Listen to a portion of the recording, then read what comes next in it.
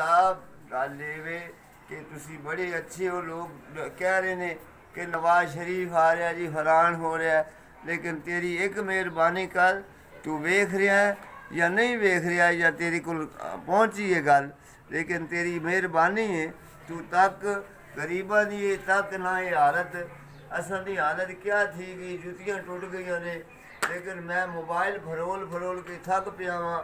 मैंने ना दा मैसेज नहीं आया, जे मैसेज आया भी है तो खा गए ने लोग, लेकिन लोग की खा गए ने, तू जो पैसे गरीबों के कर रहे हैं तो बीबियां कर रहे हैं, लै बाबियां दे कोई नहीं कर रहा। तेरी मेहरबानी है, तू बजुर्गों के बंदियां दे भी पैसे कर। हुण एक गल, मेरी बीबी फौत हुई है, लेकिन ये वे बीवी फौत हुई है तो कार्ड कि पैसे आने ने, मेरे ते आने ने। लो जी कहते ने बाबा जी ये तो जनानियां दे पैसे ने। लै मेरी अखां खराब ने, लेकिन तू मैसेज मेरा क्यों नहीं टोल रहा।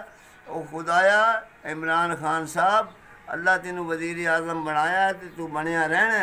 ये कह रहे ने जी मरियम नवाज के इमरान खान को उतार देंगे जी, यूँ कर देंगे, फलां कर देंगे। तू नहीं लद सकता खान, तेनू अल्लाह दी है बड़ी बड़ी हुकूमत, तो इंशाअल्लाह 5 साल तू अगले भी करेगा।